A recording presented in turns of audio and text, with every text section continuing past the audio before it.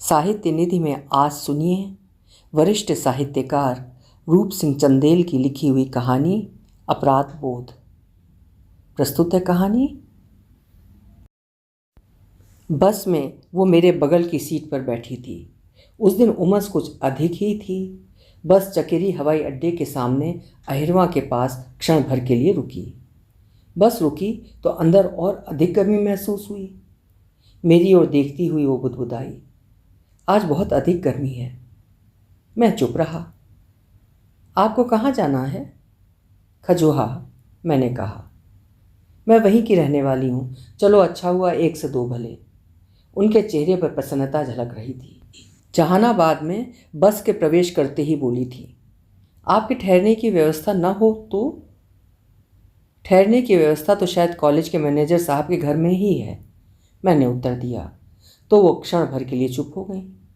थोड़ी देर बाद बुझे स्वर में बोली, लेकिन वापस लौटने से पहले आप मेरे गरीब खाने में अवश्य तशरीफ़ लाएं।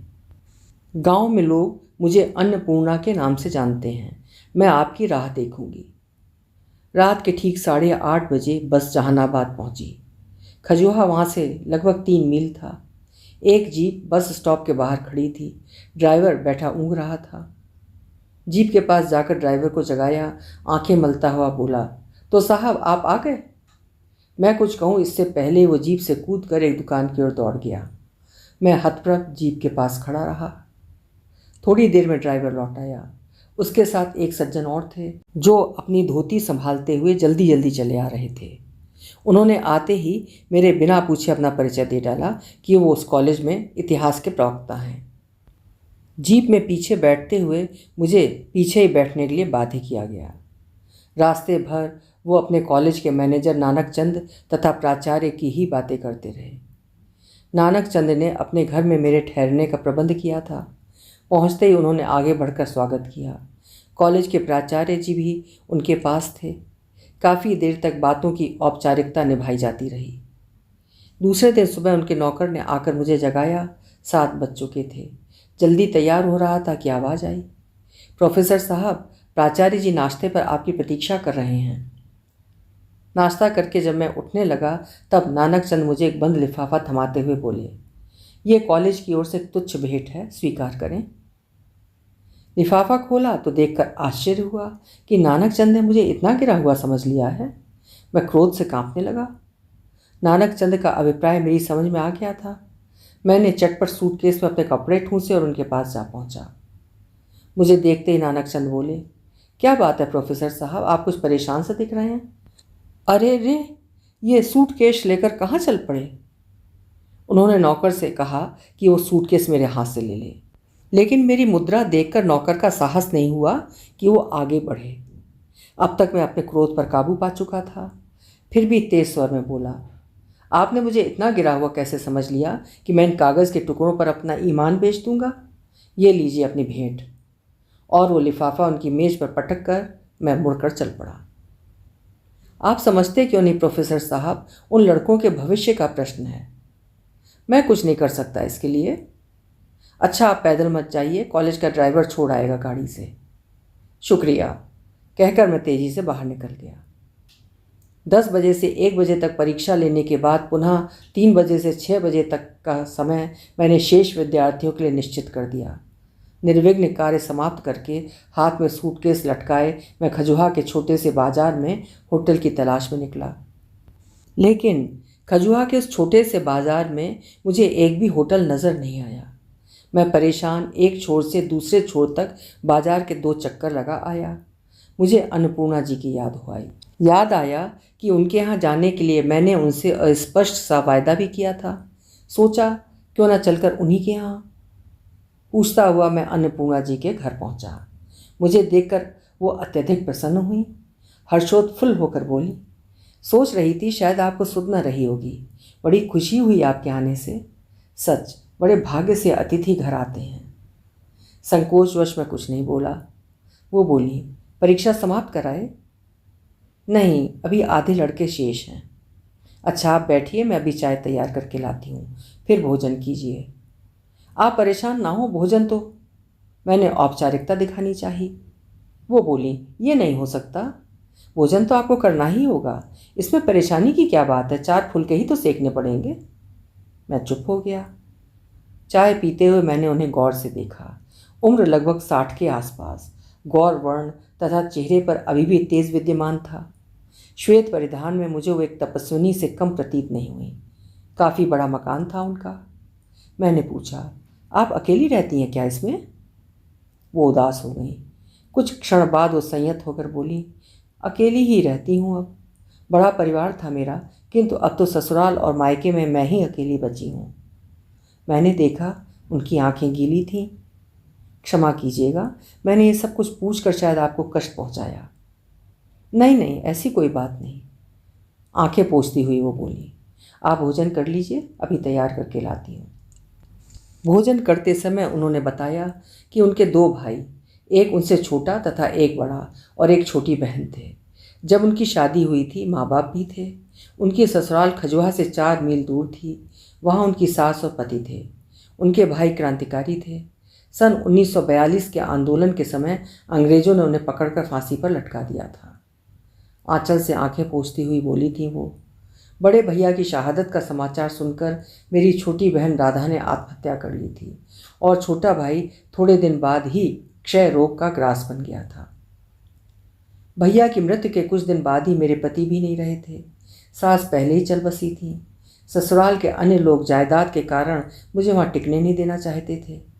प्राण बचाकर पिता के पास आ गई थी, और तब से यहीं हूँ। उनकी करुण कथा सुनकर मेरा हृदय उनके प्रति करुणा से भर उठा। थोड़ी देर के लिए हम लोग चुप रहे। कमरे में सन्नाटा रेंगता रहा। मैंने भोजन समाप्त कर लिया। बर्तन उठाकर वो अंदर रखाई थीं।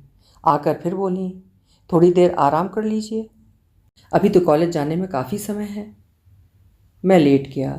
हम दोनों के मध्य सन्नाटा फिर रेंगने लगा था। उमस उस दिन भी कुछ अधिक थी।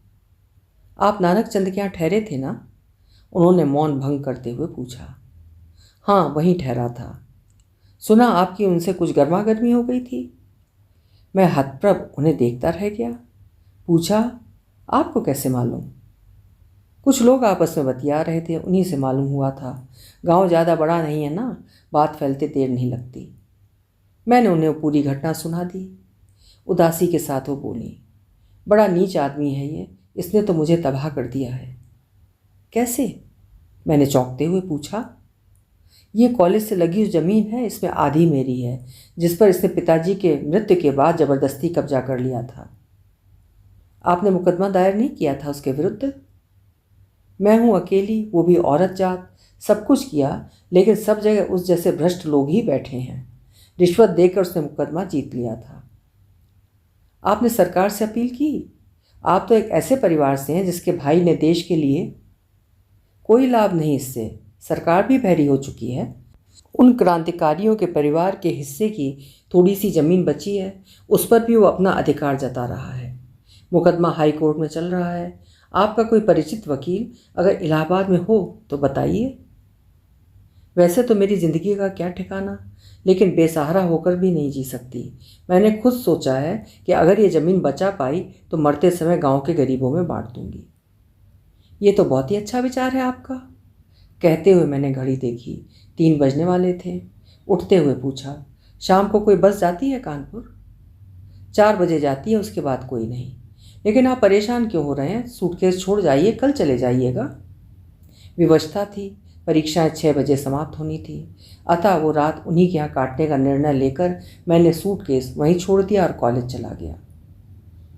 इटावा वापस पहुंचकर सबसे पहले मैंने अपने मित्र राकेश को इलाहाबाद पत्र लिखा और उससे आग्रह किया कि वो अन्नपूर्णा जी की मदद करे। अन्नपूर्णा जी को भी पत्र लिखा और दोनों के ही उत्तर शीघ्र प्राप्त हुए। राकेश ने यथायोग्य मदद करने का आश्वासन दिया था। अन्नपूर्णा जी के प्रति मेरी श्रद्धा इतनी अधिक बढ़ गई थी कि मैं स्वयं अपने अंदर उनकी पीड़ा झेल रहा था। कुछ दिनों बाद मुझे उनका एक और पत्र प्राप्त हुआ, जिससे ज्ञात हुआ कि वो इलाहाबाद जाकर राकेश से मिलाई थीं और राकेश ने बिना कोई खर्च लिए मुकदमे की पैरवी करना स्वीकार कर लिया था। राकेश की इस उदारता से मैं उसके प्रति आभारी हो उठा था।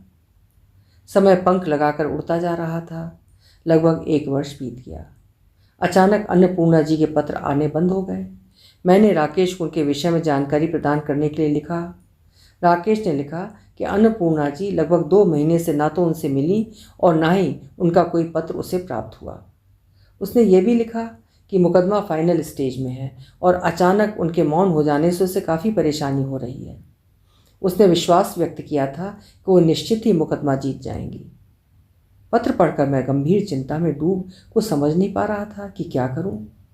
दूसरे दिन मैंने उन्हें तार दिया।